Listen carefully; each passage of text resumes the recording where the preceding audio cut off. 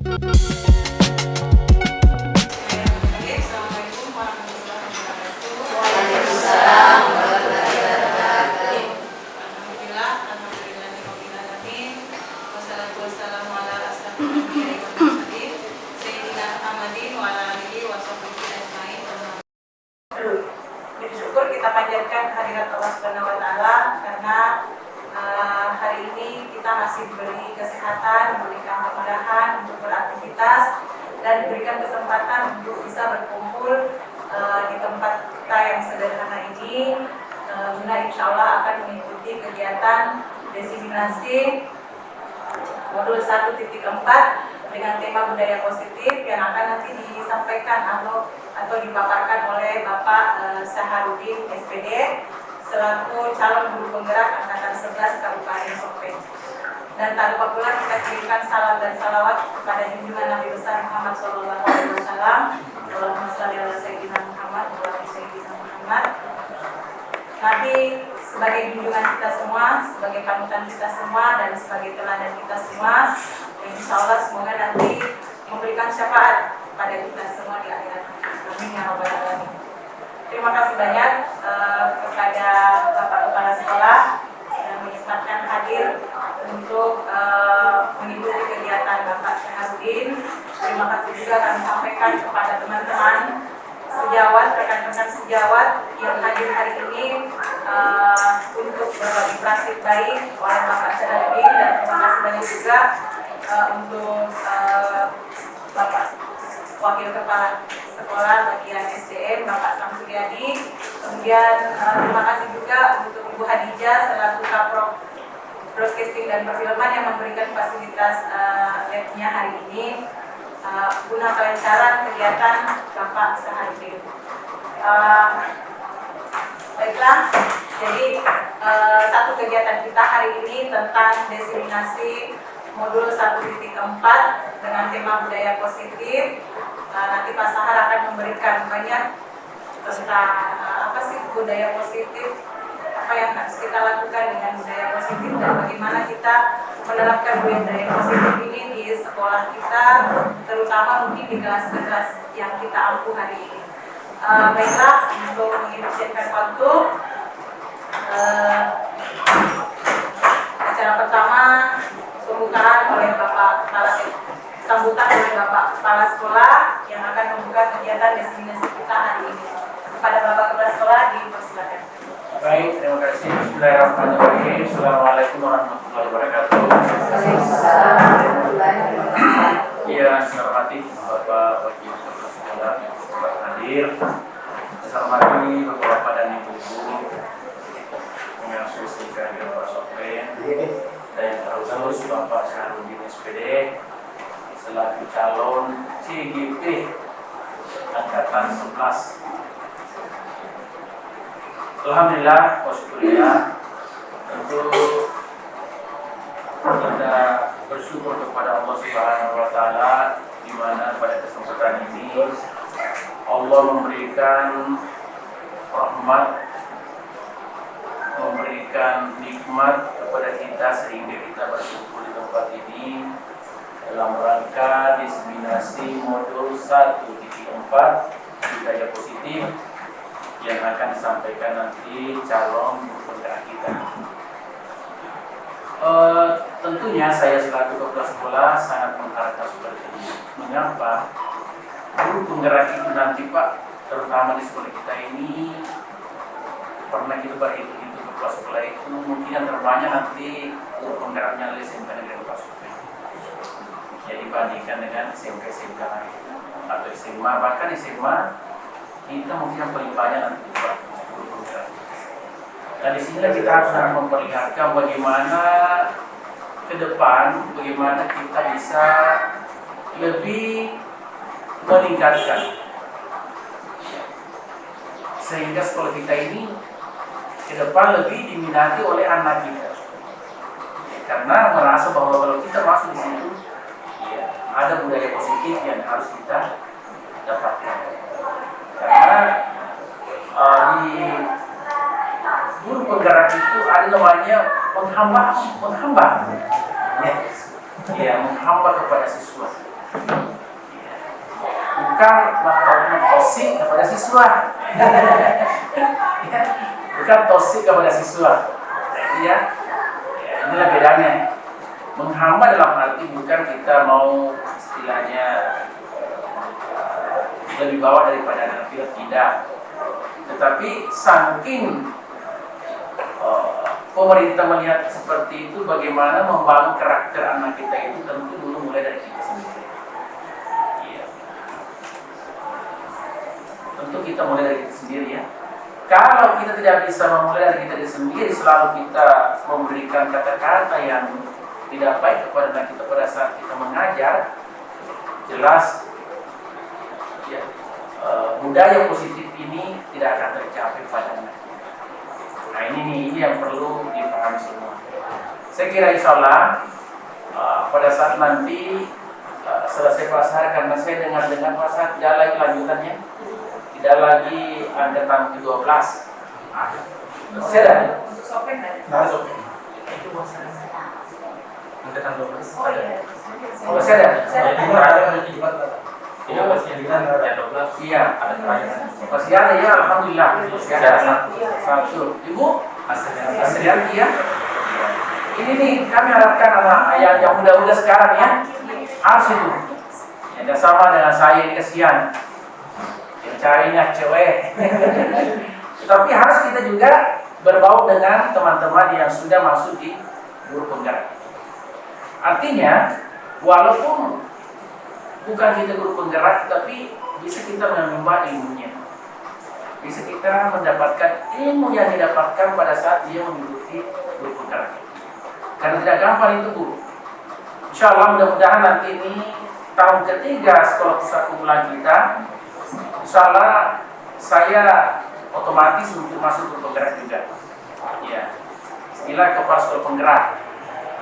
Otomatis saya lihat ada 750 tahun ini bersyarat, karena yang bersyarat itu 3 tahun berturut-turut di sekolah itu.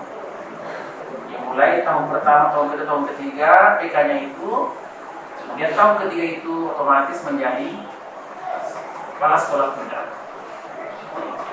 Inilah yang membuat saya dilema. Di sisi lain pimpinan-pimpinan kita mau juga memotivasi saya. Saya katakan jangan dulu Pak, kasih kesempatan saya lagi di sini. Iya, akhirnya begini saya. Karena masuk PK itu tidak segampang apa yang dibayangkan oleh orang lain. Tapi tidak berhasil dan sebagainya, banyak hal yang dilalui. Oleh karena itu, melalui diseminasi ini, modul 174 ini, budaya positif, saya harap kepada Bapak dan Ibu, pada saat nanti berpraktek Pak Sarudin, mudah-mudahan ada pengalaman yang bisa kita petik di dalamnya. Bisa kita transfer ke anak-anak kita. Ya, sehingga anak kita ke depan itu bisa juga ada perubahan karakter pada diri mereka. Saya kira inilah yang saya sampaikan hari ini, hari Selasa tanggal 27 Agustus 2024. Diseminasi modul 1.4 budaya positif yang akan disampaikan oleh Bapak Sardi SPD. Saya buka dengan bismillahirrahmanirrahim. Kurangnya mau dibacakan, wabillahi taufiq wal hidayah. Assalamualaikum warahmatullahi wabarakatuh. Terima kasih kepada Bapak Kepala Sekolah. Selanjutnya kita akan mendengarkan paparan dari Bapak Saharudin, diseminasi dari modul 1.4 ini dengan tema budaya positif. Pada Bapak Saharudin di Pusat. Terima kasih atas kesempatan yang diberikan. Saya teman-teman Bapak Presiden, yang saya hormati Bapak Wakasek Sedemi kesempatan yang saya hormati kepala program karya yang melibatkan diri tadi dan rekan-rekan guru yang sempat hadir pada hari ini. Assalamualaikum warahmatullahi wabarakatuh.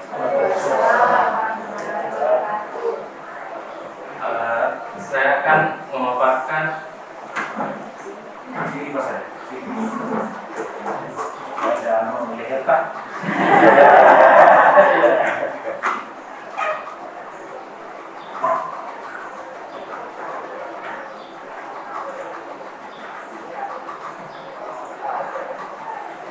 saya akan memaparkan tentang budaya positif yang kedepannya akan saya terapkan di sekolah, dan saya akan berbagi sedikit dengan rekan-rekan semua.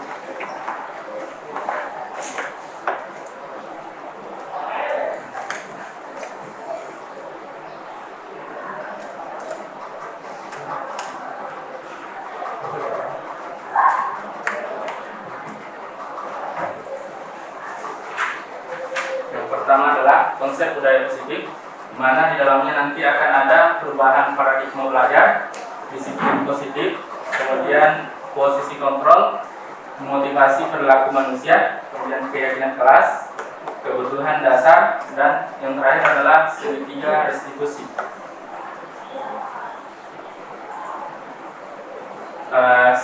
Sebelum kita ini, saya ingin sedikit membuat kesepakatan forum ya untuk rekan-rekan semua. Minta izin jika ingin keluar dari ruangan. Minta maaf jika berbuat salah kepada peserta lainnya. Menghargai pendapat rekan dalam forum destinasi dan silent handphone. Mungkin ada yang ingin ditambahkan rekan-rekan semua? Ya, oh ya, jaga kebersihan. Oke.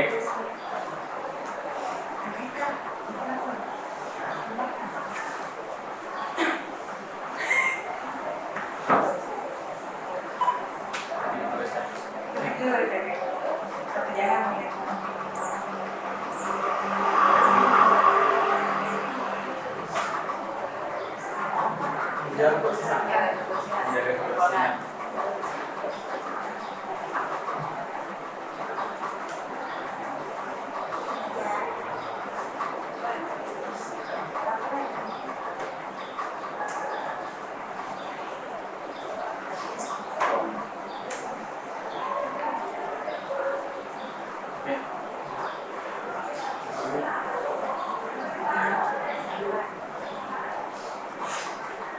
Oke, mungkin saya ingin sedikit membahas tentang menjaga kebersihan ruangan. Ini sudah tadi disampaikan sama teman. Di sini tentang menjaga kebersihan, ada hal yang saya terapkan setiap kali saya mengajar di kelas. Sebelum dan sesudah mengajar, saya senantiasa melakukan pembersihan kelas. Pokoknya wajib dirapikan semua mejanya, kursinya, semua tertata sebelum meninggalkan kelas.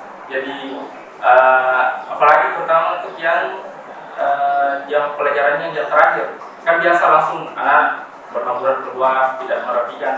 Maka ini yang saya coba terapkan di sekolah, yaitu budaya mapaci. Jadi nanti kedepannya itu yang akan saya tanamkan ke kelas-kelas yang saya ajar. Dan nanti saya akan berusaha untuk menanamkan kepada siswa agar senantiasa menjaga kebersihan kelasnya, minimal dulu di dalam kelas tak, baru nanti meningkat ke di lingkungan sekolah kita. Ini sedikit perubahan paradigma. Jadi ini ada sedikit kegiatan yang kami dapat dari LMS. Kegiatan cobalah buka. Misalkan ada dua orang A dan B. Tugas A mengepalkan salah satu tangan. Kemudian bayangkan bahwa Anda menyimpan sesuatu yang sangat berharga di dalam kepalan tangan kalian. Kemudian teman yang lainnya ingin membukanya. Kira-kira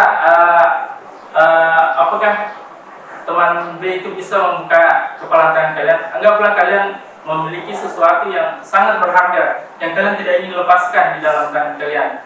Tetapi teman kalian yang satu ingin sekali melepaskannya. Kira-kira dari hal ini apa yang akan teman-teman lakukan seandainya teman-teman yang punya barang berharga ini? Apakah teman-teman akan melepaskannya atau tidak? Dan kemudian kira-kira hal apa yang akan terjadi di sini ketika kita melakukan kepalan tangan?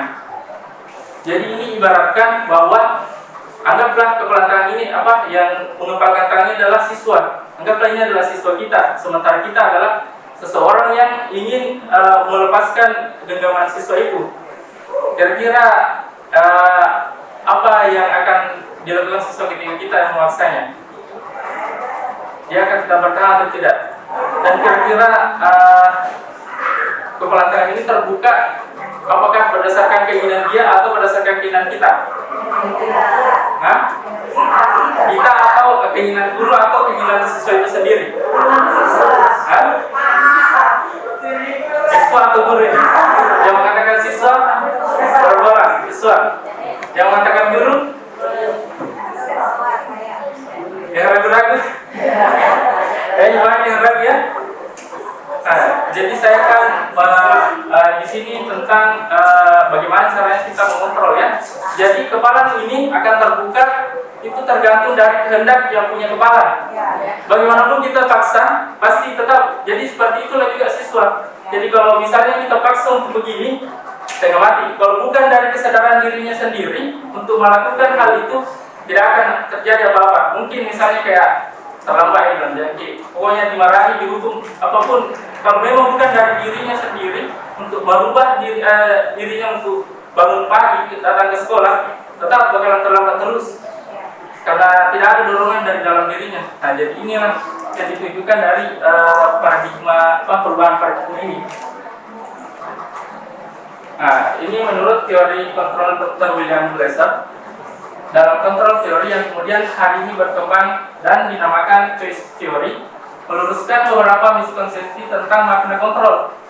Yang pertama adalah ilusi bahwa guru mengontrol murid. Tidak mungkin itu ya.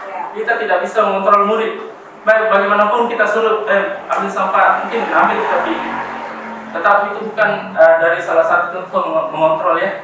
Kemudian ilusi bahwa semua penguatan positif, efektif dan bermanfaat, itu juga tidak benar. Itu adalah ilusi. Kemudian yang ketiga, ilusi bahwa kritik dan membuat orang merasa bersalah dapat menguatkan karakter. Jadi kalau misalnya kita sampaikan, kenapa gitu terus nih? Nah, pasti itu si pembuat merasa bersalah. Jadi itu tidak menguatkan dari karakter anak, justru malah makin down nanti anak kalau kita selalu sampaikan hal seperti itu. Kemudian ilusi bahwa orang dewasa memiliki hak untuk memaksa, itu juga tidak benar. Kita seorang dewasa memaksa murid itu adalah hal yang salah ya. Kemudian paradigma stimulus respon dan teori kontrol. Bisakah kita mengontrol seseorang? Nah, menurut stimulus respon, realitas atau kebutuhan kita sama. Kemudian dari kontrol itu realitas kita berbeda. Kemudian semua orang melihat hal yang sama. Setiap orang memiliki gambaran berbeda. Kemudian kita mencoba mengubah orang agar berpandangan sama dengan kita. Kita berusaha memahami pandangan orang lain tentang dunia. Kemudian perlakuan buruk dilihat sebagai suatu kesalahan. Semua perilaku memiliki tujuan. Nah, ini yang ingin saya tekankan sedikit di sini. Perilaku buruk dilihat sebagai suatu kesalahan. Jadi misalnya saya ingin tekankan di bagian sini ya, karena mungkin kadang kita menemukan anak-anak kita melakukan sebuah kesalahan yang pandangan kita adalah kesalahan, tetapi mungkin dari siswanya dia mempunyai tujuan. Apa alasannya dia melakukan? Maksudnya kita tidak boleh langsung menghakiminya. Kenapa begini tidak boleh, tapi hendaklah kita melakukan hal yang berbeda ya. Mestinya kita tahu apa, kita harus cari tahu dulu apa tujuannya si anak ini melakukan kesalahan itu. Contoh kayak terlambat, apa alasannya? Kita harus perjelas dulu. Cari tahu dulu, jangan langsung menghakimi. Karena itu akan semakin membuat siswa kita semakin tidak bisa berubah ke arah yang baik. Kemudian orang lain bisa mengontrol saya. Hanya Anda yang bisa mengontrol diri Anda. Jadi yang betul adalah hanya Anda sendiri yang bisa mengontrol diri Anda. Tidak mungkin orang lain. Saya bisa mengontrol orang lain, Anda tidak bisa mengontrol orang lain. Kemudian pemaksaan ada pada saat bujukan gagal. Jadi ketika kita sudah bujuk siswa baru merasa tidak bisa dibujuk, langsung dibahas ini. Itu tidak benar ya. Jadi kolaborasi dan konsensus menciptakan pilihan-pilihan baru. Jadi kita harus berkolaborasi ya. Meskipun itu dengan siswa, kita harus juga kolaborasi supaya bisa siswa itu menganggap bahwa kita melibatkannya dalam setiap kegiatan yang untuk kebaikan. Kemudian model berpikir menang kalah. Nah, tapi yang benar adalah terkontrol model berpikir win-win. Itu yang istilah yang paling sering saya dengar, istilah model berpikir win-win solution. Apa makna disiplin? Nah, di sini ada disiplin berasal dari bahasa Latin. Disiplin artinya belajar. Kemudian kata disiplin berkonotasi dengan disiplin diri dan murid-murid menurut Socrates dan Plato. Disiplin diri membuat seseorang menggali potensinya menuju sebuah tujuan yang mulia, sesuatu yang dihargai dan bermakna. Dalam budaya, kata makna disiplin dimaknai sesuatu yang dilakukan seseorang pada orang lain untuk mendapatkan kepatuhan. Kita cenderung menghubungkan kata disiplin dengan ketidaknyamanan. Jadi disiplin di sini adalah tentang bagaimana seseorang mematuhi sebuah aturan yang telah ditetapkan, ya. Kemudian di sini ada nilai-nilai kebajikan universal. Nah, ini untuk teman-teman yang mengajar di non-produktif. Ini mungkin sudah tidak asing lagi, ya, tentang profil pelajar Pancasila. Nah, ini menjadi nilai-nilai kebajikan universal, ya. Ini adalah salah satu nilai-nilai kebajikan universal, di mana ada profil pelajar Pancasila di sini memiliki 6 dimensi, ya. Seperti yang rekan-rekan ketahui, ya. Seperti misalnya beriman kepada Tuhan yang Maha Esa dan berakhlak mulia. Ini adalah nilai kebajikan juga, dan ini dimasukkan di dalam dimensi profil pelajar Pancasila. Kemudian mandiri, bernalar kritis, berkebinekaan global, bergotong royong, dan kreatif. Kemudian nilai-nilai kebajikan menurut Ibo Primerias program, sikap murid itu hendaknya toleransi, rasa hormat, integritas, mandiri, menghargai, antusias, empati, keingintahuan, kreativitas, kerjasama, percaya diri, kemudian komitmen.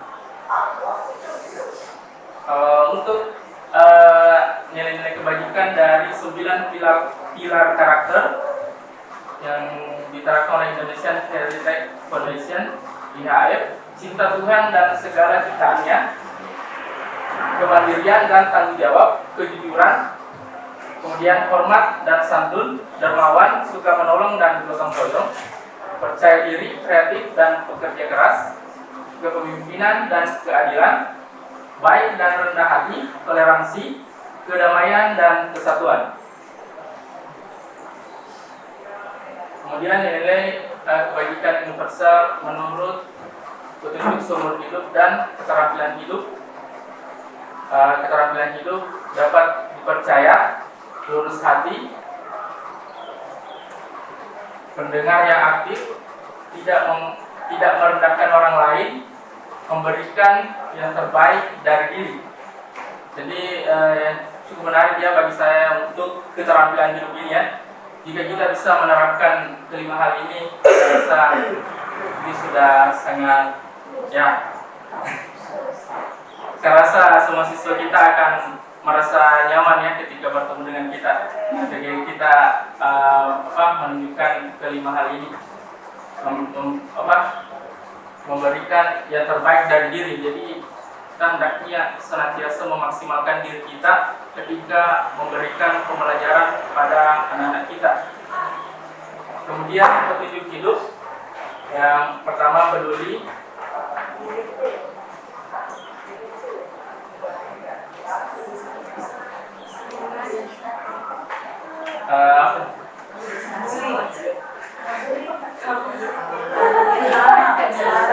Peduli, bekerja sama,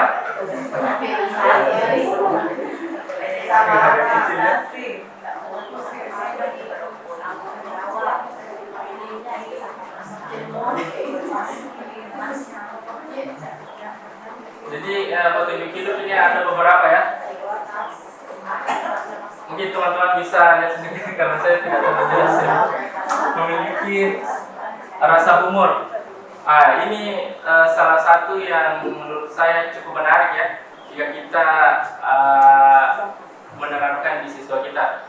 Maksudnya siswa itu tidak suka kalau kita tegang. Siswa itu selalu suka kalau kita kayak gabung-gabung dengan yang humoris, ya. Kayak saya. Ya. Kayak Indonesia, ya.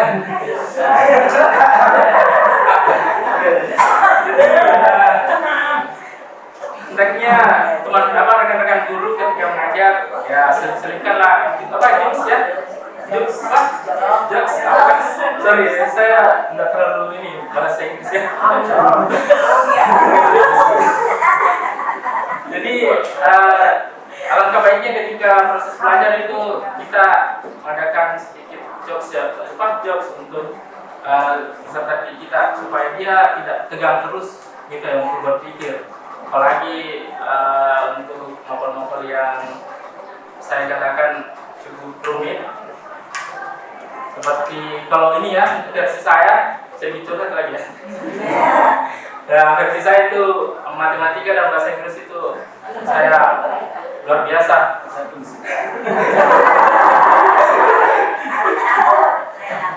Nah, kalau gurunya tidak kasih saya nomor sedikit situ, aduh saya bakalan saya mati untuk pelajari.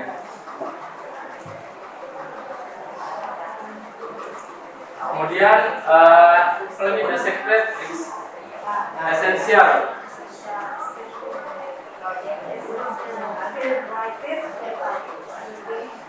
Yang pertama adalah empati, suara hati, kontrol diri, rasa humor. Nah, lagi ada rasa humor ya. Kemudian apa nih? Kebaikan, toleransi, keadilan. Nah, ngomong tentang keadilan, kadang itu ketika mengajar, kadang ada siswa yang tidak ada Pak Guru, masa ujian. Jadi kadang juga kita serba salah sih. Kalau misalnya sementara ngajar, tiba-tiba siswa bilang, Pak Guru masa ini.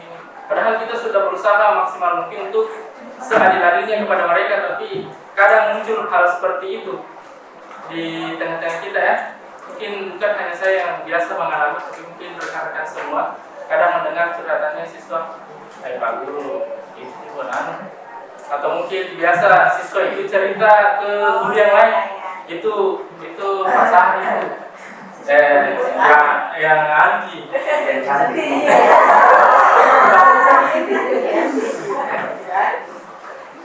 Jadi kadang juga susah ya untuk ini bilang bagaimana cara kita menunjukkan rasa adil kepada siswa. Padahal kita sudah berusaha semaksimal mungkin memenuhi segala kebutuhan siswa kita.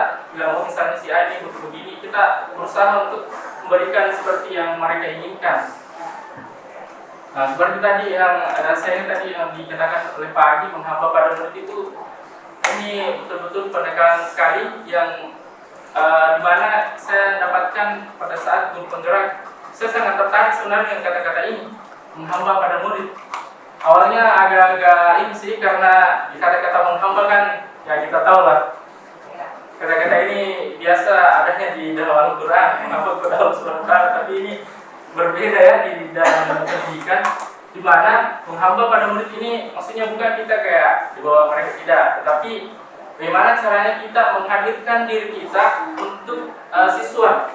Jadi kalau misalnya bagaimana cara kita untuk bisa memperhatikan segala kebutuhan siswa, senantiasa kita hadir untuk mereka. Bilang, oh ini kayaknya siswa kayak agak-agak kurang-kurang sedikit. Jadi kita coba dekati melalui pendekatan persuasif.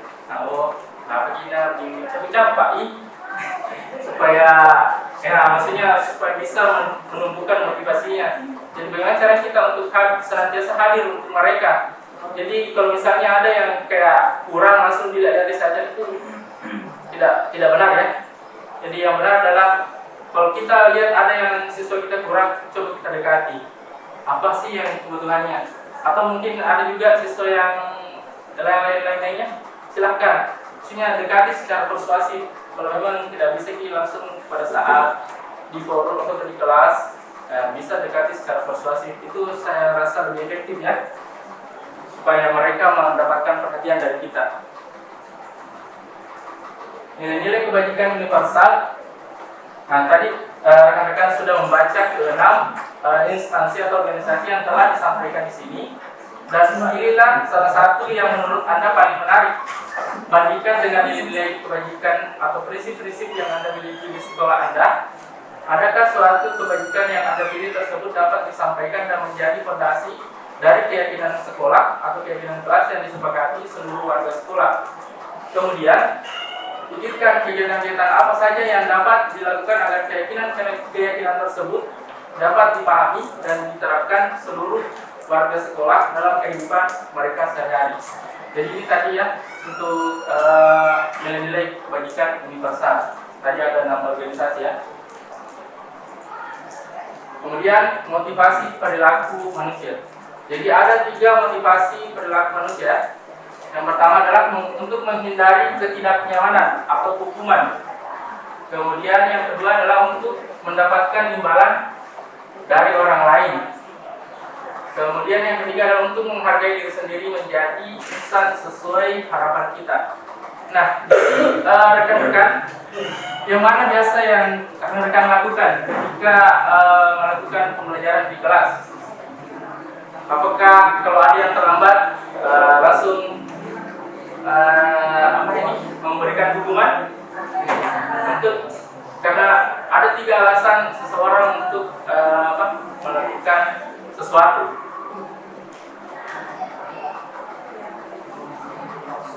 Nah, kadang ada siswa ayah kerja tugas nanti dihukum tip ini pada organisasi gimana ya, atau yang lain sebagainya. Nah, ini sebenarnya tidak benar ya. Kalau misalnya siswa kita termotivasi melakukan sesuatu karena dia takut hukuman, itu sebenarnya tidak benar. Kalau misalnya, sudah menjawab tugasmu hukum itu ada organisasi itu maka oke. Nah, ini yang terjadi. Nah, ya itu tidak benar ya rekan-rekan kalau memang ingin dilakukan. Kemudian yang kedua, untuk mendapat imbalan dari orang lain. Nah, awalnya sebelum saya mengikuti guru penggerak, saya kira metode ini sangat cocok bahwa kita mengiming-imingi siswa. Ya, kalau kalian bisa kerjakan tugas ini tepat waktu, saya akan kasih kalian coklat atau biskuit atau apapun itu. Maksudnya intinya ya intinya apa diiming-imingi dengan hadiah lah. Tapi karena saya pernah satu kali mencoba menerapkan hal seperti ini, saya jadi pulsa 5.000 dia. Ternyata memang cukup efektif, tapi kalau berulang-ulang bangkrut.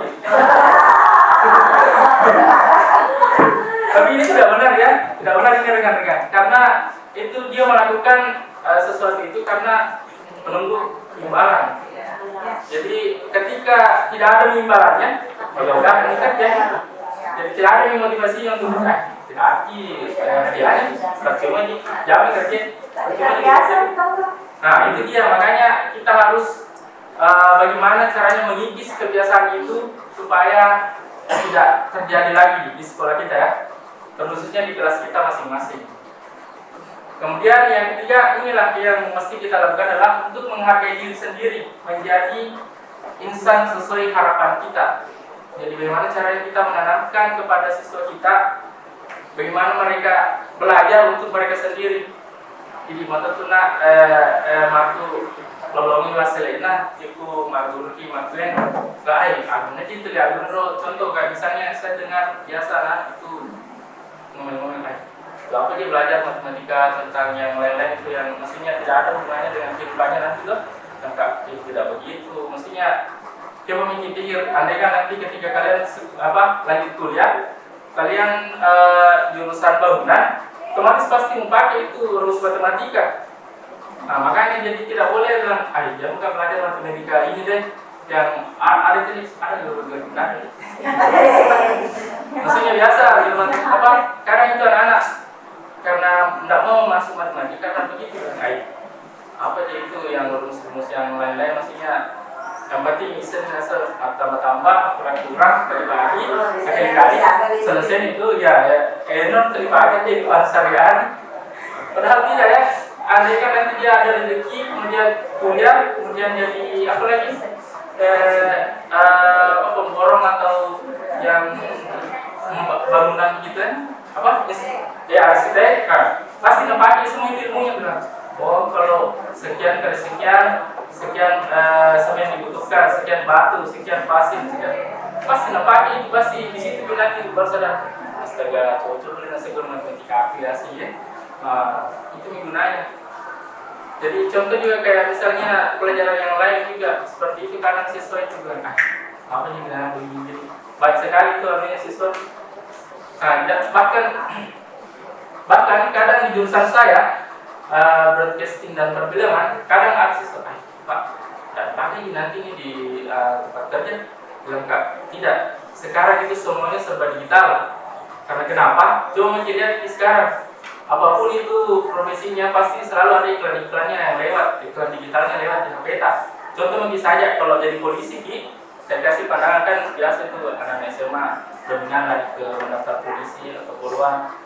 Nah contoh kalau jadi polisi ya banyak iklan tentang tentang pernyataan namanya polisi tentang apa lagi kayak pakai helm atau apa. Nah itu pasti semua kalian dipakai di sini untuk ambil gambar di mana-mana itu polisi pasti selalu sekarang itu dimanapun pasti selalu mau foto-foto atau mau video. Biar kadang saya lewat di dekat pos itu di Taman Kalong dekat Taman Kalong. Kadang polisi berdiri gini baru ada minta tolong sama temannya untuk di foto atau di video. Saya bilang ini manfaatnya semua. Kenapa kalian ambil jurusan broadcasting? Di sini nanti kalian bisa mengambil bagian. Ini nanti tugas ada nanti divisinya tersendiri lah. Kalau mungkin ini ya. Jadi saya senantiasa berusaha mencari gambaran konkret. Karena terkadang itu siswa sekarang dia butuh sesuatu contoh yang konkret. Kalau diabstrakkan kayaknya mereka masih kurang menelaah. Maksudnya kayak gambarannya masih abu-abu. Jadi kita harus senantiasa memberikan gambaran yang konkret. Langsung dikasih gambaran yang senantiasa kita temukan di kehidupan sehari-hari kita yang dikaitkan dengan yang mapel-mapel yang kita ajarkan. Karena saya lihat ketertarikan siswa ketika tentang mapel kita itu harus dikaitkan dengan kehidupan yang real, yang konkret. Karena kalau tidak, kayaknya seolah-olah siswa sekarang itu, ini menurut saya, siswa sekarang itu seolah-olah kayak pandangannya betul-betul untuk ke depan. Kenapa saya berpikiran begitu? Kayak dia harus sesuai dengan apa yang akan terjadi nanti di kehidupan masyarakat yang dia pelajari. Tidak mau belajar tentang hal-hal yang maksudnya tidak digunakan nanti di kehidupan sehari-harinya. Ini pandangan saya, mungkin pandangan rekan-rekan berbeda dengan saya. Jadi seperti itu. Kemudian hukuman atau konsekuensi. Nah di sini jelas dilihat ada 7 pertanyaan. Yang pertama, mencatat 100 kali di dalam buku kalimat di buku kalimatnya adalah saya tidak akan terlambat lagi karena terlambat ke sekolah. Nah, kira-kira ini termasuk hukuman atau konsekuensi? Hukuman atau konsekuensi ini kayaknya pernah didapat di BMN ya. Ini hukuman atau konsekuensi? Mencatat 100 kali di dalam buku. Nah, di bukunya dengan kalimat saya tidak akan terlambat lagi karena terlambat datang ke sekolah, jadi disuruh mencatat catat 100 kali. Ini hukuman ini sering saya jumpai waktu saya SD. Saya ingat sekali hukuman ini. Waktu saya masih SD dulu saya ingat sekali. Ya,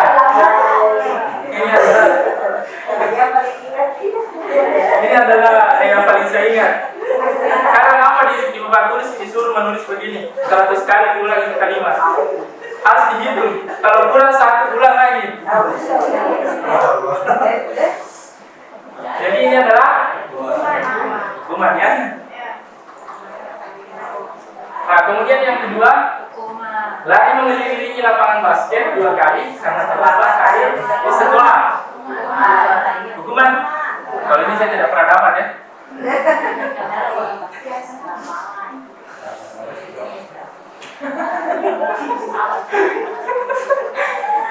Kemudian yang ketiga, murid diminta untuk push up 15 kali karena tidak menggunakan masker ke sekolah. Ini hukuman. Oke. Oke. Nah, yang keempat, menggantikan kertas tugas teman yang telah dicoret-coret.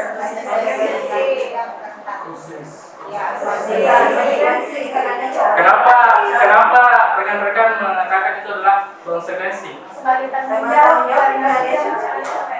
Nah, sebagai rasa tanggung jawab karena coret tugas temannya. Oke. Nah, yang selanjutnya adalah membersihkan tumpahan air di meja tulis karena tersenggol pada saat belajar. Konsekuensi ya. Oke. Nah, kemudian yang keenam, meminta murid tidak mengenakan sepatu seharian di sekolah karena tidak mengenakan sepatu hitam. Kira-kira ini hukuman atau konsekuensi? Tidak mengenakan sepatu.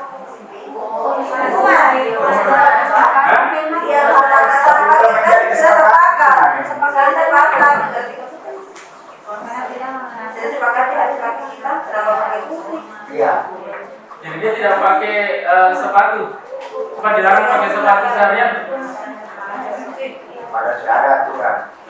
Menjalankan itu jadi konsekuensinya ya jangan pakai sepatu sekolah. Mari kita jawab dari 2 dan 3.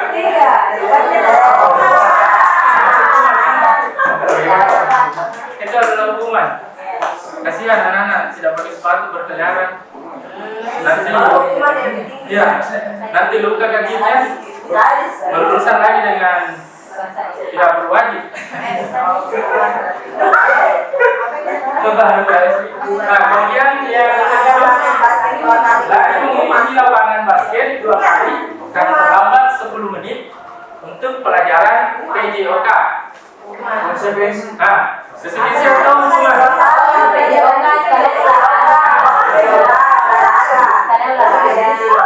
Apa? Konsekuensi atau hukuman?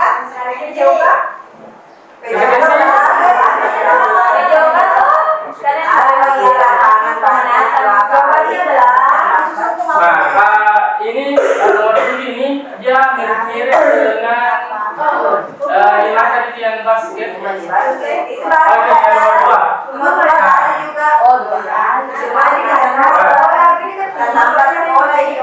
Jadi kita lihat sama-sama ya. Ini adalah alasannya karena ya karena kalau kita untuk guru olahraga itu kalau misalnya sebelum dia mulai kasih ini pelajaran dia lakukan pemanasan dulu. Nah, sebagai konsekuensinya dia harus pemanasan dulu takut nanti cedera dan lain sebagainya. Itu alasannya mengapa ini adalah konsekuensi. Jadi itu harus Pak nomor 1. Seandainya di situ ada matkul bahasa Indonesia supaya bahasa Indonesia Bapak.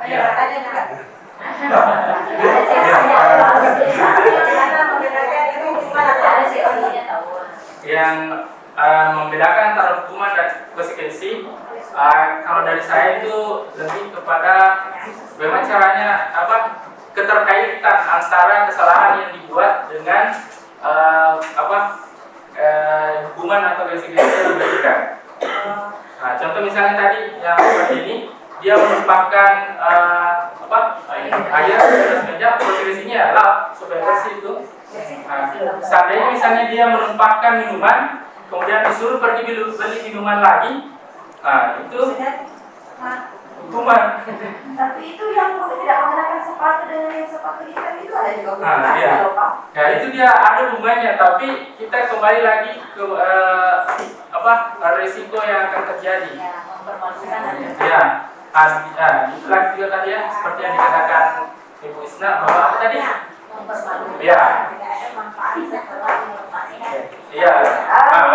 juga. Dengan humor tadi ini. Iya betul. Oke, kita lanjut ya. Jadi kedepannya mungkin kita bisa sedikit merubah pola pikir kita ya sama-sama. Oh, berarti yang tiga di jangan buka sepatunya. Biar pakai sepatu putih. Ada itu budaya positif. Terus kasih juga yang dibuka Serangan nggak punya apa?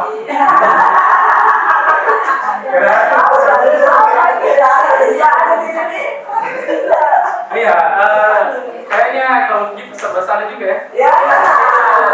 Disuruh buka sepatunya. Tapi tidak nyaman gitu kan?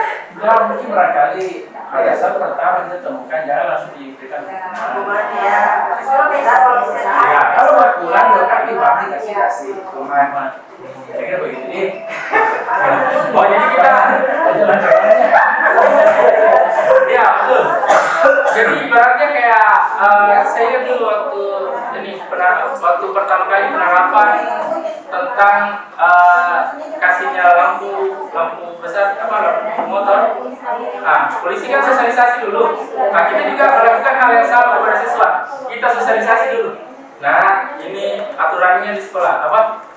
Kesepakatan di sekolah itu yang sudah kita sepakati bersama harus dipakai sepatu hitam. Jadi nggak tahu Dina ini sepatu kita dipakai di kegiatan yang lain saja. Jadi mungkin sepatu warna hitam. Jadi kayak sosialisasi lah dulu untuk siswa. Kalau sudah 2 sampai 3 kali ini sosialisasi ya. Bisa dihukum.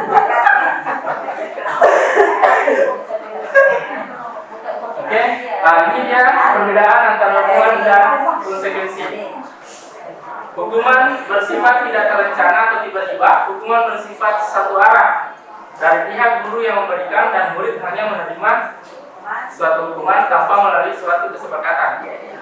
Jadi hukuman itu ya dari guru, bukan atas kesepakatan kita dengan siswa.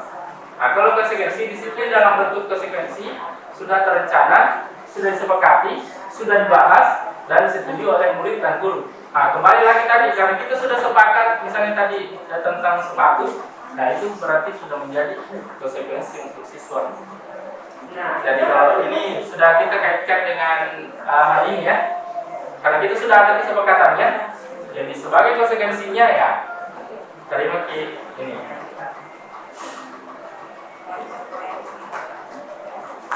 Kemudian miskonsepsi penerapan budaya positif berarti tidak ada aturan atau konsekuensi. Ini salah ya. Kalau ada teman-teman rekan beranggapan bahwa kalau penerapan budaya positif berarti tidak ada aturan atau konsekuensi untuk siswa, itu tidak benar. Yang benar adalah dalam hidup bermasyarakat selalu ada tekanan atau aturan dengan konsekuensi dari setiap tindakan yang dilakukan oleh anggota masyarakat. Dalam penerapan budaya positif, guru melatih kesadaran murid melalui pemahaman bahwa tekanan dan konsekuensi hadir untuk memberikan keselamatan dan kebahagiaan kepada diri sebagai manusia dan anggota masyarakat, sehingga tatanan tersebut dipatuhi bukan karena takut konsekuensi, tetapi karena kesadaran dan ingin mewujudkan nilai-nilai yang berharga. Jadi bagaimana cara kita menumbuhkan rasanya siswa supaya dia bisa sadar lah untuk misalnya kayak tidak terlambat datang ke sekolah dan mematuhi setiap kesepakatan yang telah disepakati kemarin saat pendaftaran. Nah, kita lanjut ke 5 kebutuhan dasar manusia. Ini dikaitkan dengan perilaku siswa ya. 5 kebutuhan dasar manusia. Yang pertama adalah penguasaan. Kemudian yang kedua adalah kasih dan sayang. Kasih sayang dan rasa ingin diterima. Kemudian bertahan hidup. Kemudian kesenangan. Dan yang terakhir adalah kebebasan. Jadi ada 5 kebutuhan dasar manusia. Ini akan dikaitkan dengan perilaku siswa kita di sekolah ya. Nah, ini contoh dari kebutuhan bertahan hidup. Kebutuhan bertahan hidup adalah kebutuhan yang bersifat fisiologis untuk bertahan hidup, misalnya kesehatan, rumah, dan makanan. Kebutuhan biologis sebagai bagian dari proses reproduksi termasuk kebutuhan tetap bertahan hidup. Komponen psikologis pada kebutuhan ini meliputi kebutuhan akan perasaan aman. Nah, ini ada contoh yang saya angkat. Contoh ketika ada seorang anak bernama Doni mengambil bekal temannya, maka kebutuhan dasar yang coba dipenuhi adalah kebutuhan bertahan hidup. Maksudnya di sini saya langsung mengatakan bertahan hidup. Maksudnya kita harus cari tahu dulu ya. Tapi ini saya langsung angkat bahwa dia ingin bertahan hidup. Karena setelah proses wawancara dan lain sebagainya kepada siswa tersebut, ternyata si Doni ini tidak punya uang dan dia lapar. Lalu dia melihat ada bekal temannya, ya dia mengambil bekal temannya. Jadi pasti ada alasan mengapa siswa tersebut melakukan kenakalan-kenakalan ya. Contoh kenakalan yang saya angkat di sini adalah si Doni mengambil bekal temannya. Jadi kalau misalnya ada kita temukan anak-anak kita yang nakal, hendaklah kita mencari tahu dulu apa sebenarnya kebutuhan dasar yang ingin dia penuhi dari kelima tadi. Tapi yang saya angkat di sini adalah tentang Doni yang mengambil bekal temannya. Jadi untuk kasus pertama ini saya katakan bahwa Doni mengatakan bahwa dia tidak punya uang untuk jajan dan dia lapar pada saat di sekolah, dan dia juga tidak dibuatkan bekal dari orang tuanya. Ini misalnya ya, ini contoh. Jadi misalnya kalau teman-teman juga mendapati siswanya ada yang nakal, kita harus cari tahu dulu apa sebabnya dia nakal, kebutuhan apa yang dia ingin penuhi. Pasti ada dari kelima alasan ini, dari 5 kebutuhan dasar ini yang ingin dia penuhi, sehingga dia melakukan hal-hal seperti itu. Jadi nanti bisalah diterapkan ketika mendapati siswa yang nakal. Ini kasih sayang dan rasa diterima. Kebutuhan ini dan 3 kebutuhan berikutnya adalah kebutuhan psikologis. Kebutuhan untuk disayangi dan diterima meliputi kebutuhan akan hubungan dan koneksi sosial. Kebutuhan untuk memberi dan menerima kasih sayang, dan kebutuhan untuk merasa menjadi bagian dari suatu kelompok. Kebutuhan ini juga meliputi keinginan untuk tetap terhubung dengan orang lain, seperti teman, keluarga, pasangan hidup, teman kerja, atau binatang peliharaan, dan kelompok di mana kita tergantung. Anak-anak yang ingin memiliki kebutuhan dasar kasih sayang dan rasa diterima yang tinggi biasanya ingin disukai dan diterima oleh lingkungannya. Mereka juga akrab dengan orang tuanya. Biasanya mereka belajar karena suka pada gurunya. Nah ini dia contoh kayak yang ini. Biasanya mereka belajar karena suka pada gurunya. Jadi kadang ada siswa juga pilih-pilih guru. Dia masuk di jamnya, hanya di jamnya contoh kayak di jam ibu-ibu yang cantik. Ibu-ibu yang dia senangi.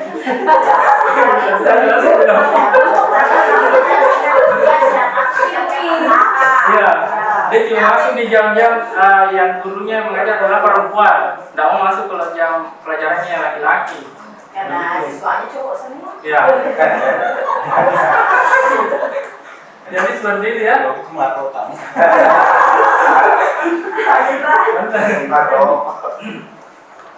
Kemudian bagi mereka teman sebaya sangatlah penting. Mereka juga biasanya suka bekerja dalam kelompok. Nah, dalam kasus ini Doni menjawab bahwa alasannya mengambil bekal temannya karena dia merasa senang temannya jadi memperhatikan dia. Ternyata dalam kasus kali ini Doni ini adalah anak yang kurang perhatian. Mungkin dia kurang perhatian dari orang tuanya. Nah, disinilah peran kita sebagai guru menggantikan orang tuanya dari si Doni berada di sekolah. Kita berikan kasih sayang yang dia butuhkan supaya dia tidak nakal lagi seperti yang dicontohkan ya.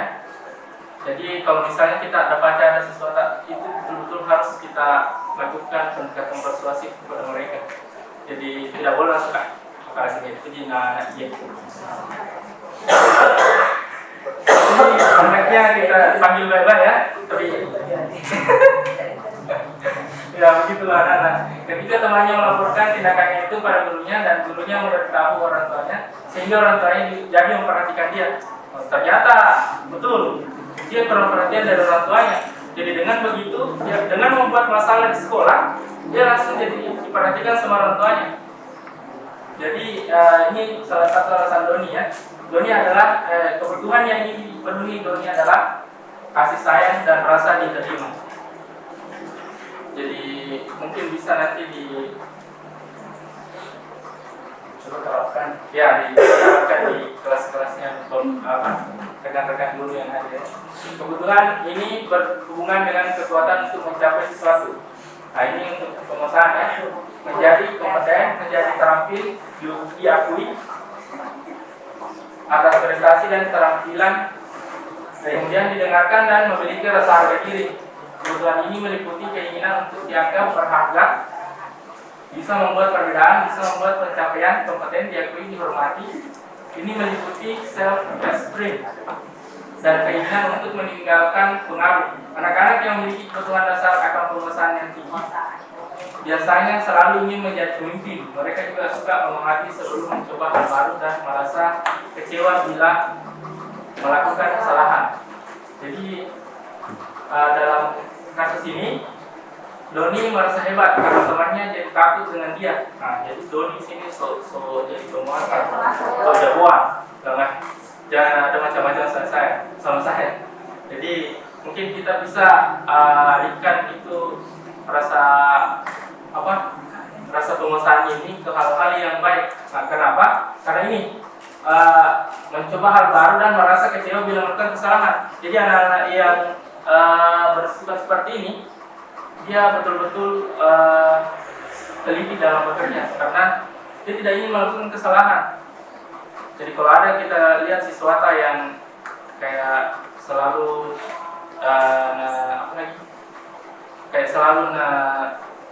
ngeganggu temannya, baru selalu kayak sosok memerintah, kayak kamu nanya apa gini.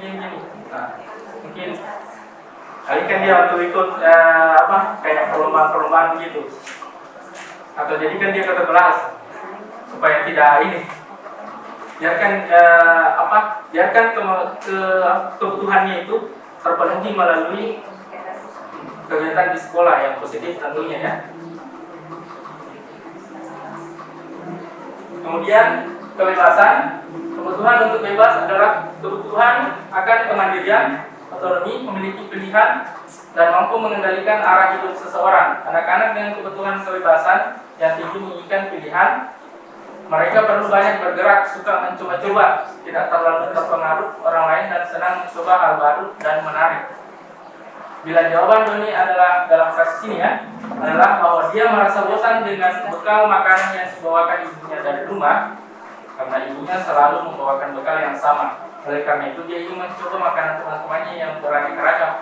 Maka Doni sedang berusaha memenuhi kebutuhan yang akan kebebasan. Jadi kalau misalnya Doni alasannya mengambil bekal temannya karena ingin mencicipi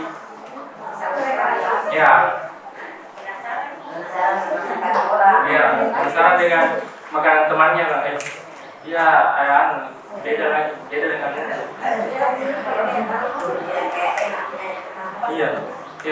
tapi senantiasa ini ya. Kalau saya sih berpikir bilang kelihatannya arus tetangga itu lebih hijau. Saya kadang berpikir seperti itu. Jadi kalau kita mendapati siswa yang seperti ini, ya hendaknya kita menantang dia dengan soal-soal yang baru lagi, karena dia suka suka mencoba-coba sesuatu yang baru. Jadi kayak senang bereksperimen. Jadi untuk yang apalagi IPA bagus sekali nih. Sudah dia bereksperimen. Nah ini coba ini. Contoh kayak kemarin saya di Mausri itu dia kasih perhatian anak ini yang kaset CD yang dulu tempo dulu yang bundar, dia gabung-gabung, kemudian dia jadikan kayak solar cell begitu. Saya sebenarnya saya jurusan elektronika, tapi saya belum pernah coba itu. Oh, memang bisa ya menghasilkan tegangan dari situ. katanya ini nanti menghasilkan tenaga. Saya bilang, wah luar biasa ini. Jadi sangat pasti kalau anak-anak dikasih begini, saya rasa ya, lebih tertantang, lebih ngesuka ya nantinya untuk hal-hal seperti itu. Ya bebas berekspresi, biarkan dia bebas ini. Misalnya saya kasih contoh juga untuk rekan-rekan ya. Kalau misalnya memberikan tugas kepada siswa-siswa murid-muridnya, jangan selalu menekankan kepada siswa bahwa hasilnya nanti harus PowerPoint, hasilnya nanti harus video. Tidak, biarkan mereka melakukan tugas itu sesuai dengan keinginan mereka.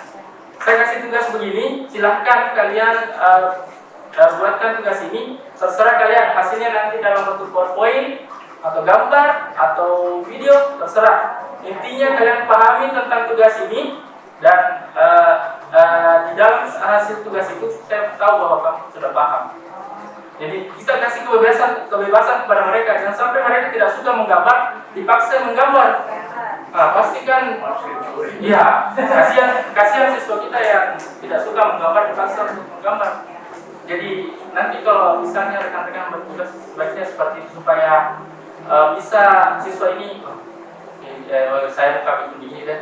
Biarkan dia berimajinasi. Kalau kita kasih tentukan arahnya harus begini, pokoknya tidak boleh kiri kanan, pokoknya lurus begini. Nah, nanti siswa bakalan tidak bebas, dia tidak merasakan kebebasan. Jadi dia tertekan. Nah, jadi susah itu, dia tidak akan mengeluarkan potensinya. Jadi kita selalu kayak mengikat potensi siswa kalau begitu. Jadi biarkan mereka bereksperimen, berikan kebebasan kepada mereka. Intinya apa? Tujuannya nanti adalah tugasnya dia mengerti, dapat dimengerti bahwa oh, tujuan buat begini memang yang saya maksud adalah begini. Nah, seperti itu. Kemudian kesenangan. Kebutuhan akan kesenangan adalah kebutuhan untuk mencari kesenangan, bermain dan tertawa. Bayangkan hidup tanpa kenikmatan apapun betapa menyedihkan. Belasan menghubungkan kebutuhan akan kesenangan dengan belajar. Semua hewan dengan tingkat intelijensi tinggi, contohnya anjing, lumba-lumba, primata, dan lain-lain, bermain. Saat mereka bermain, mereka mempelajari keterampilan hidup yang penting. Manusia tidak berbeda. Anak-anak dengan kebutuhan dasar kesenangan yang tinggi biasanya ingin menikmati apa yang dilakukan. Mereka juga bisa berkonsentrasi tinggi saat mengerjakan hal yang disenangi. Mereka suka permainan dan suka mengoleksi barang, suka berburu, suka melucu, dan juga suka menggemaskan. Bahkan saat mereka bertingkah laku, mereka masih terlihat lucu. Bayangkan kalau dia bertingkah laku masih lucu kelihatannya. Dalam kasus ini, Doni ya bahwa ia melakukannya karena iseng saja dan ia menikmati ekspresi wajah teman-temannya yang terjadi makanannya. Nah, jadi ini luar biasa yang ini Doni ini. Nggak suka lihat orang kalau mukanya mengkerut atau dia suka lihat ekspresi temannya yang lagi marah. Oh, salah satu sih bapak itu. Nah, jadi kita kalau senang melihat orang susah. Wah, kira-kira bagaimana solusi ini menghadapi siswa yang seperti ini supaya bisa keisengannya ini menjadi hal positif di dalam kelas kita. Misalnya dia, kalau saya sih lebih ke ini, apa yang disenangi, saya lihat, oh senang mengganggu ini. Berikan dia pekerjaan yang berhubungan dengan gerakan-gerakan yang ini tentang tugasnya. Maksudnya kayak suka mengganggu berarti. Biarkan dia bekerja, maksudnya tangannya bekerja. Ya seperti itu. Misalnya kalau kayak bahasa ya, kalau bahasa suruh dia sering-sering komunikasi apa lagi? Ya speaking, kasih dia speaking. Karena kan kadang kalau siswa begitu tidak bisa diam. Jadi selalu saja tangannya, kalau tidak tangannya mulutnya lagi yang banyak bicara. Jadi maksudnya bagaimana caranya kita mengalihkan itu kesenangannya supaya menjadi hal positif. Jadi contoh kayak misalnya di jurusan saya, yang cerewet gitu, saya biasa suruh jadi kayak presenter kalau misalnya kasih tugas, buat tugas seperti ini, nanti kamu jadi selalu jadi presenter, suruh cerita di situ. Silakan cerita, kalau kan saya lihat Caryogi, kan Caryogi itu silakan langsung saya. Jadi dia akan maksimalkan potensinya di situ karena dia memang suka cerita. Nah, jadi kita bagaimana caranya bisa mengarahkan kesenangan itu ke hal-hal yang positif yang berkaitan dengan mata pelajaran kita. Saya sebenarnya sedikit speaking.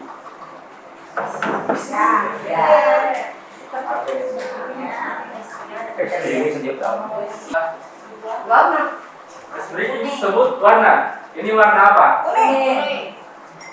Merah. Yang mana? Orange. Yang mana? Pak orang hijau. Kabut raya.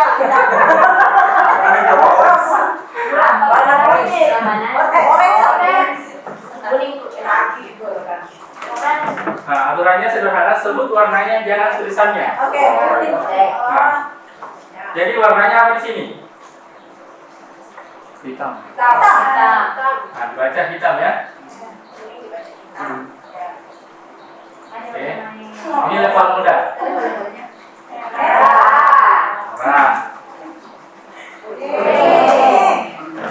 Dia seperti kuning.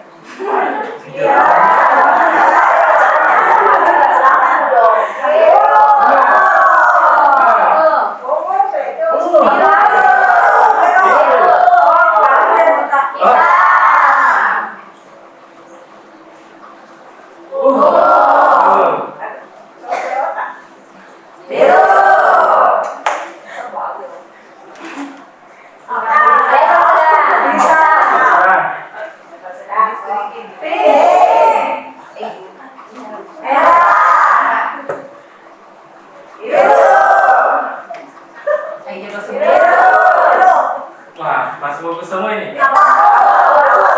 Aku hitam itu.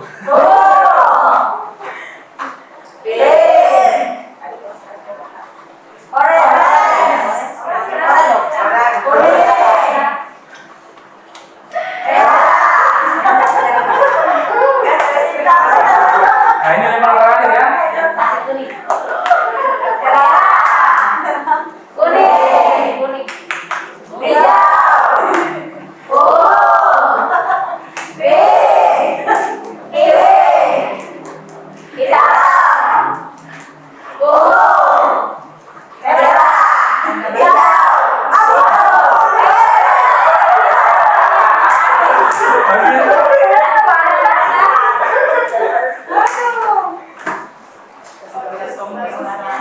Coba gambar panas.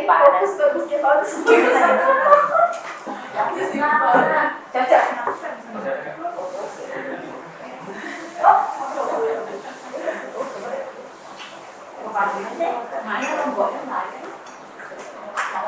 Ya dimakan dulu sama jalan rasanya nanti. Kenapa fokus?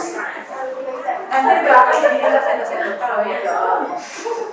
Oke, masih ada sedikit ya. Tengah-tengah.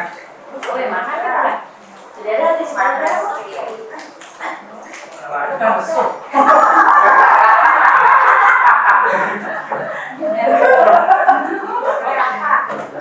Oke. Kita lanjut ke posisi kontrol. Jadi, yang saya pelajari di juru penggerak adalah sini ada 5 posisi kontrol. Yang pertama adalah penghukum, Posisi guru ya. yang kedua pembuat merasa bersalah, yang ketiga adalah teman, kemudian pemantau, dan yang paling tinggi levelnya adalah manajer.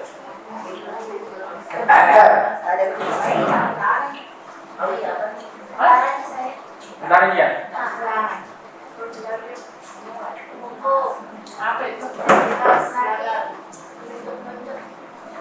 Jadi identitas gagal adalah penghukum dan pembuat orang merasa bersalah.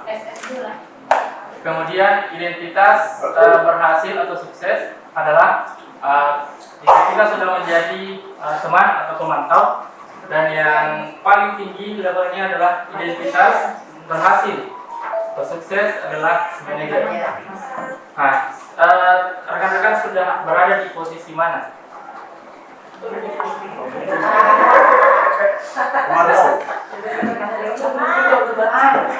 Pemantau.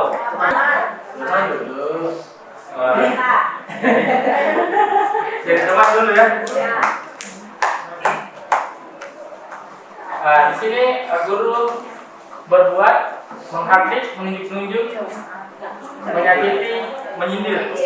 Mungkin kalau ini saya rasa rekan-rekan sudah tidak ada lagi yang melakukannya. Iya, mudah-mudahan.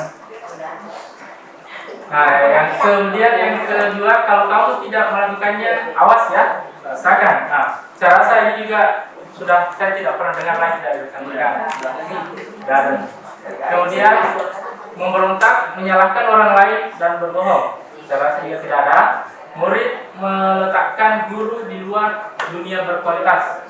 Nah, ini nanti dunia berkualitas nanti akan dipelajari di selanjutnya. Tapi tentang dunia berkualitas, mungkin saya sedikit menyampaikan kepada rekan-rekan ini yang sepemahaman saya. Dunia berkualitas itu di mana kita kayak penanaman pemikiran siswa, di mana dia diingatkan tentang hal-hal yang membuat hatinya merasa bahagia. Itu namanya dunia berkualitas. Jadi bagaimana caranya supaya kita itu berkesan buat dia.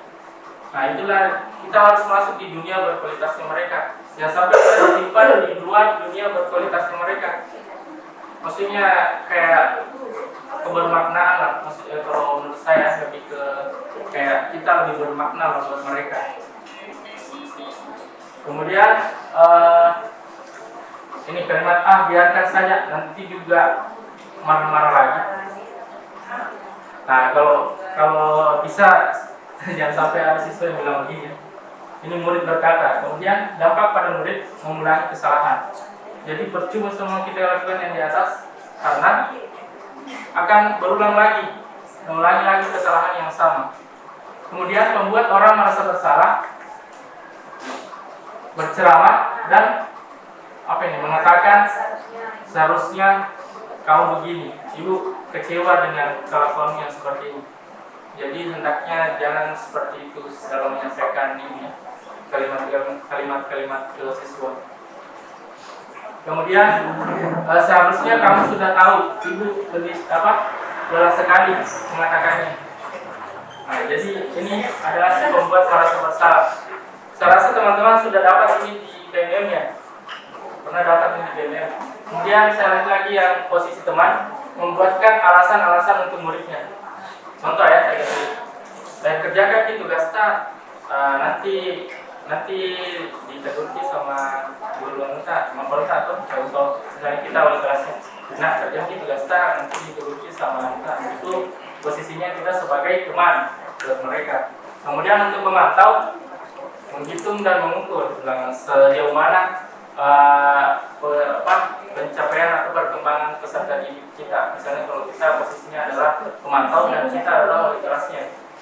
Kemudian yang panitia manajer mengajukan pertanyaan-pertanyaan. Jadi ini lebih kepada kita kayak menanya-nanya kepada siswa bilang bagaimana sampai di mana nih. Nah, itu kita sudah berada di dari. Kemudian kita lanjut ke keyakinan kelas ya. Saya rasa semua rekan-rekan sudah menerapkan ini ya, keyakinan kelas. Mengapa keyakinan kelas? Mengapa tidak peraturan kelas saja? Peraturan kelas biasanya dibuat oleh guru tanpa melibatkan siswa. Nah, sementara untuk keyakinan kelas kita melibatkan seluruh siswa kita. Nah, ini adalah bentuk keyakinan kelas yang sempat saya bikin bersama siswa yang saya ajar. Pertama adalah hadir tepat waktu, kemudian kondisi kuantitas, izin sebelum keluar kelas, kemudian menjaga lisan. Jadi dengan penerapan seperti ini, keyakinan kelas, saya lihat perubahan perilaku yang terjadi pada siswa. Nah, ini berdasarkan pengalaman saya. Kadang ketika kan ini handphone disimpan di tas, ketika ada handphone temannya di atas meja, langsung sesama dia yang berkata, aturannya tadi begini, coba ikut. langsung mereka saling mengingatkan. Jadi bukan kita langsung yang turun tangan bilang, aturannya begini, tidak boleh begini. Tidak, tapi sistemnya langsung yang baku tegur-tegur. Jadi secara tidak langsung kita menumbuhkan perasaan yang bertanggung jawab terhadap diri mereka masing-masing. Meskipun peraturan kelas tetap penting, keyakinan kelas memberikan manfaat lebih dalam menciptakan lingkungan belajar positif dan motivasi siswa untuk berperilaku baik. Nah, prosedur pembentukan keyakinan sekolah atau kelas. Saya rasa kita sudah membentuk juga ya keyakinan sekolah kemarin, dan keyakinan kelas saya rasa sudah tidak ada lagi guru yang tidak ada keyakinan kelas di kelasnya ya.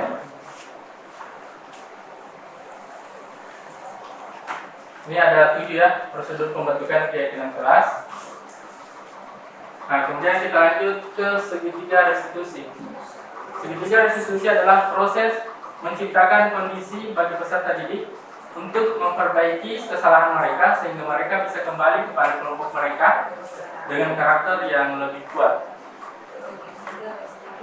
Ya, jadi ini segitiga restitusi. Jadi ada 3 langkah dalam segitiga restitusi, yaitu menstabilkan identitas, validasi tindakan yang salah, kemudian menanyakan keyakinan. Jadi di dalam kelas, jika ada siswa atau salah satu siswa kita yang senantiasa berbuat salah, contoh kayak terlambat masuk kelas, nah kita bisa menerapkan segitiga restitusi di sini ya. Jadi ada 3 langkah yang harus dilakukan, yaitu menstabilkan identitas, validasi tindakan yang salah, kemudian menanyakan keyakinan.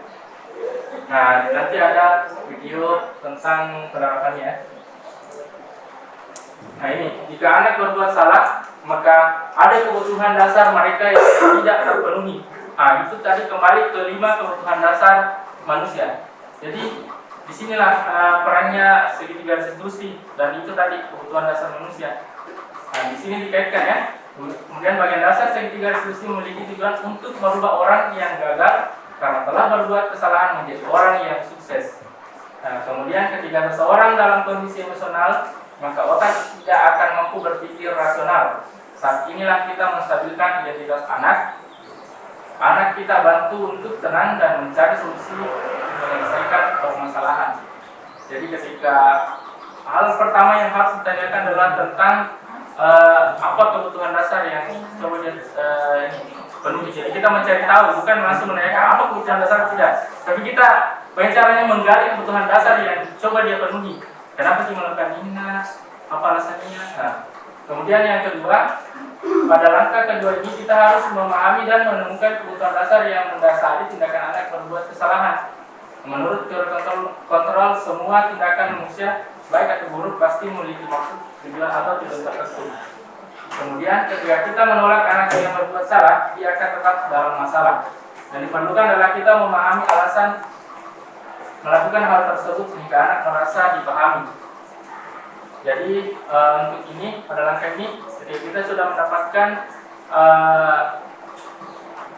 kebutuhan dasar yang coba dia penuhi, nah kita melakukan kontrol. Jadi kira-kira apa hal yang ingin dilakukan untuk memperbaiki kesalahan yang telah dilakukan. Nah, kemudian nanti juga teori kontrol menyatakan bahwa kita pada dasarnya termotivasi saling mengenal. Ketika langkah 1 dan 2 sukses dilakukan, maka anak akan siap untuk dihubungkan dengan nilai-nilai yang dia percaya dan berpindah menjadi orang yang dia inginkan. Pasti menanyakan ke anak tentang kehidupan ke depan yang dia inginkan. Jadi dalam kasus yang ketiga ini kita menanyakan kira-kira ini sudah sesuai dengan apa yang kita yakini, dan kita akan jadi seperti apa nanti ke depannya kalau kita begini terus gitu. Nah jadi nanti saya akan buatkan ini pertanyaan videonya. Melalui restitusi kita dapat membantu peserta didik menjadi lebih memiliki tujuan, disiplin positif, serta memulihkan dirinya setelah berbuat salah. Jadi penekanannya bukan pada bagian berperilaku untuk menyalahkan orang lain atau menghindari ketidaknyamanan, namun tujuannya adalah menjadi orang yang menghargai nilai-nilai kebajikan yang mereka pegang. Nah, restitusi memberikan penawaran bukan paksaan. Jadi restitusi di sini kita tidak memaksa siswa untuk bilang perbaiki kesalahan begini-begini, tidak, tapi kita selalu memberikan penawaran apa kira-kira solusinya untuk perbaiki masalah ini, apa kira-kira. Jadi kita tetap meminta pandangan, bukan langsung kita yang langsung begini, ya langsung begini, tidak, tapi tetap dikasih penawaran. Nah, ini dia contoh video penerapan restitusi ya. Salam dan bahagia Bapak Ibu guru hebat. Perkenalkan, saya Agus Trianto, guru SMP Negeri 1 Batuno, Kabupaten Mandiri, salah satu penggerak masyarakat Jawa Timur. Kali ini saya akan menyampaikan praktek sertifikat restitusi terhadap murid sebagai demonstrasi kontekstual modul 1.4 pendidikan guru penggerak. Salah satu budaya positif yang dilakukan kepada kami melalui pendidikan guru penggerak adalah restitusi. Restitusi merupakan proses menciptakan kondisi bagi murid untuk memperbaiki kesalahan mereka sehingga mereka bisa kembali pada kelompok mereka dengan karakter yang lebih kuat. Restitusi juga diartikan sebagai proses kolaboratif yang mengajarkan murid untuk mencari solusi untuk masalah mereka dan murid berpikir tentang orang seperti apa yang mereka inginkan dan bagaimana mereka harus memperlakukan orang lain. Segitiga restitusi digambarkan dalam 3 tahapan. Yang pertama adalah menstabilkan identitas, yang kedua adalah validasi tindakan yang salah, dan yang ketiga adalah menanyakan keyakinan. Kali ini saya akan menyampaikan simulasi praktek segitiga restitusi melalui skenario sebagai berikut.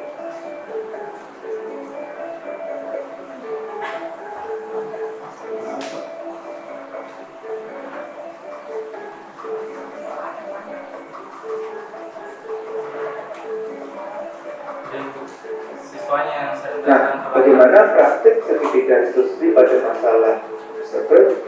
Silakan simak video berikut ini.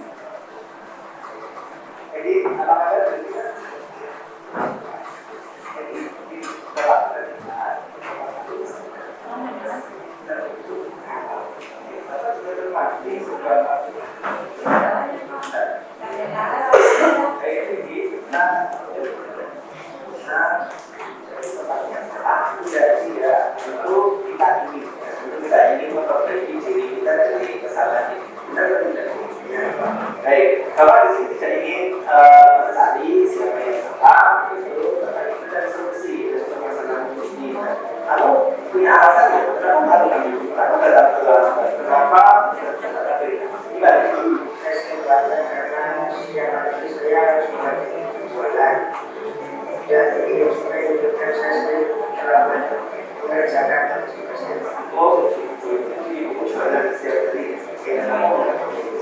jadi kayak ini tetap bisa membantu nanti sehingga tidak lagi memberikan itu ya tidak kira-kira saya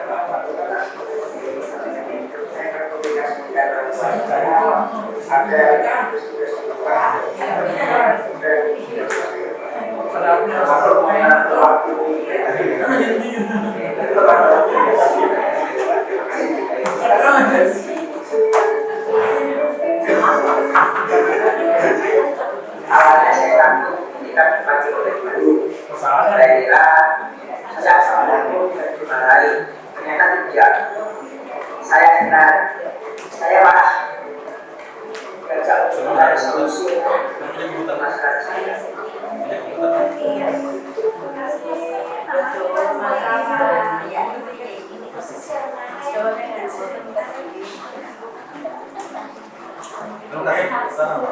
Terima kasih dari saya. Sempat ada pertanyaan dari rekan-rekan.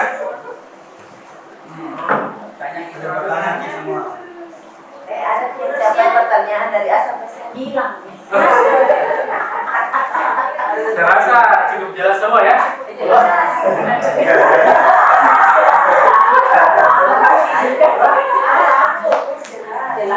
Jelas ya. Kalau memang ada nanti yang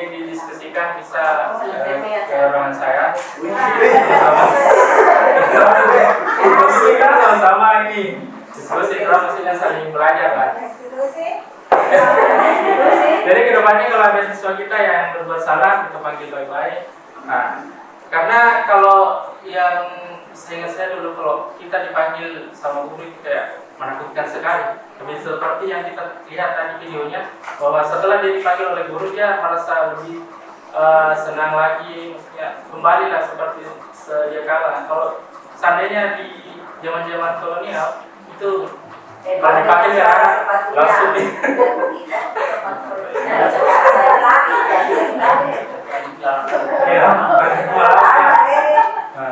jadi menakutkan. Kalau sekarang kita harus lupa itu. Ketika kita panggil anak-anak, kita harus nasihati seperti tadi yang kita tiga resolusi ya. Oke, demikian dari saya teman-teman. Assalamualaikum warahmatullahi wabarakatuh.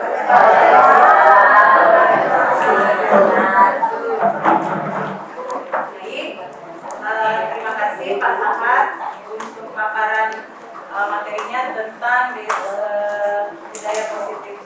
Jadi bisa saya menyimpulkan dari sekian banyak penjelasan Pak Sahar tadi, ada poin-poin penting yang saya garis bawahi di sini bahwa apa yang dijelaskan Pak Sahar tadi itu mengenai tentang disiplin positif dan nilai-nilai kebajikan universal. Kemudian yang kedua tentang teori motivasi, hukuman dan penghargaan. Kemudian yang ketiga keyakinan kelas. Yang keempat kebutuhan dasar manusia.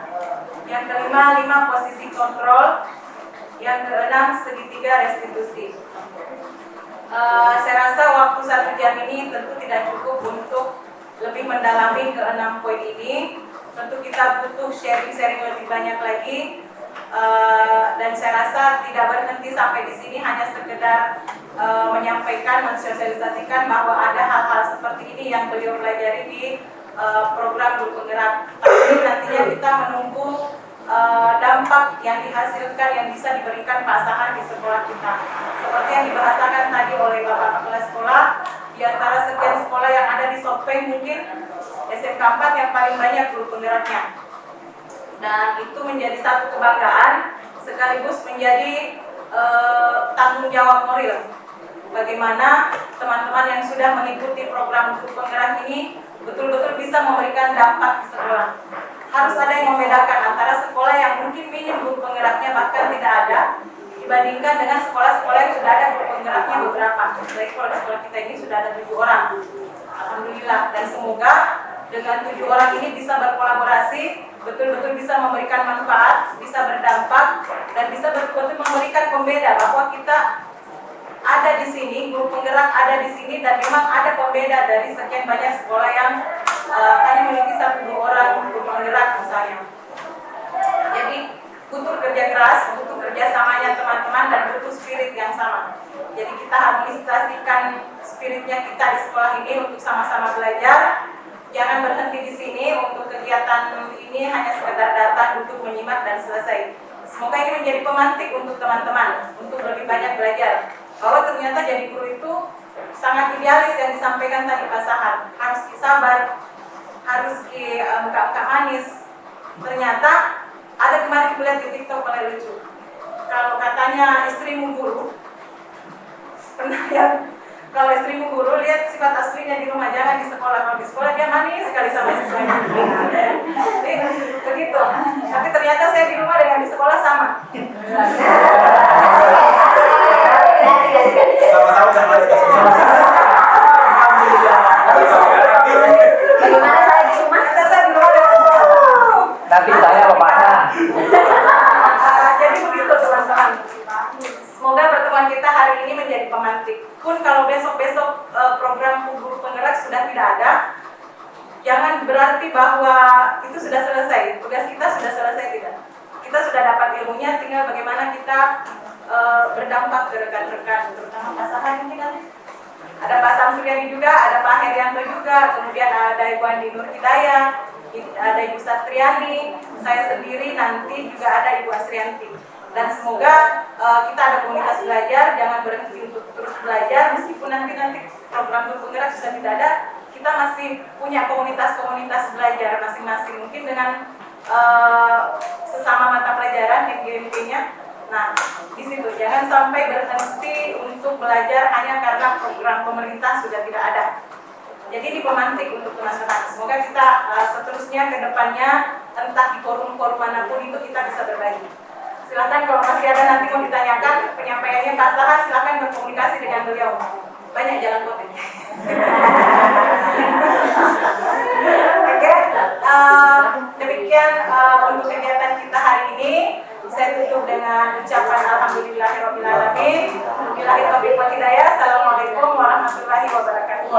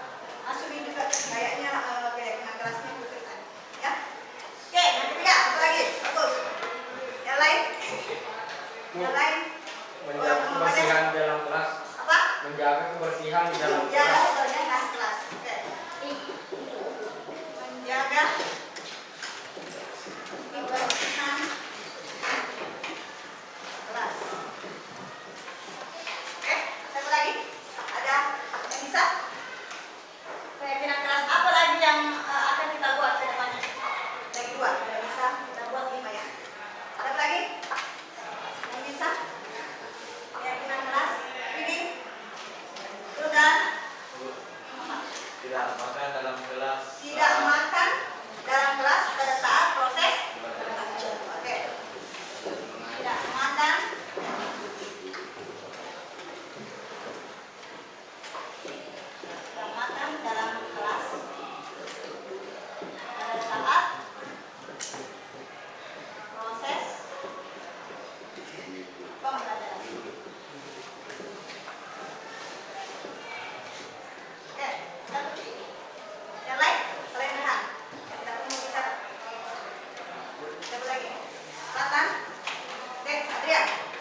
berpakaian rapi.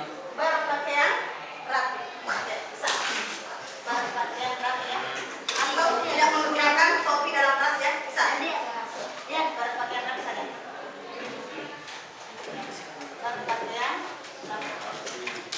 Oke, cukup 5 ya. Jadi keyakinan kelas kita ini ada 5 ya. Jadi yang pertama datang tepat waktu. Sepakat atau tidak? Oke, sepakat. Yang kedua, tidak berbicara pada saat guru menjelaskan. Sepakat atau tidak? Sepakat. Yang ketiga, menjaga kebersihan kelas. Sepakat. Sepakat.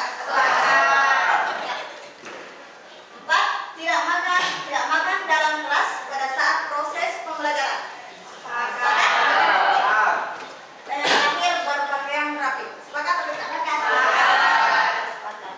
Oke, jadi keyakinan kelas kita ini ada 5 ya. Jadi kalian harus ingat keyakinan kelas ini sebelum kita masuk proses pembelajaran ya. Oke. Kita mulai ya proses pembelajaran. Oke, untuk hari ini cukup ya proses pembelajaran kita hari ini. Jadi sebelum kita berdoa, sebelum kita mengakhiri proses pembelajaran, alangkah bagusnya anak-anakku cari dulu sampah yang ada di bawahnya atau di lacinya supaya kita kelas kita terlihat bersih ya. Oke, silakan cari atau ada sampah di bawahnya, mejanya, di bawahnya kursi kita, di laci, silakan dibawa sampahnya, nak, sampah-sampah. Oke.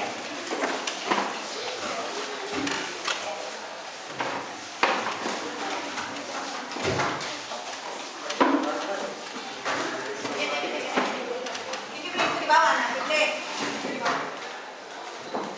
Pula.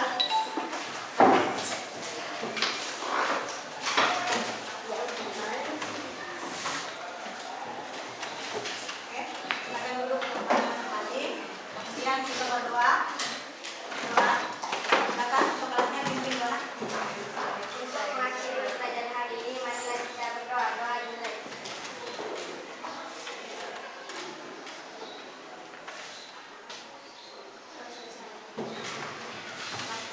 Salam kepada ibu guru.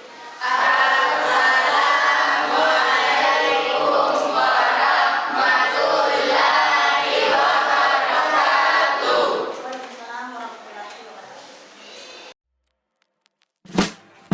wabarakatuh.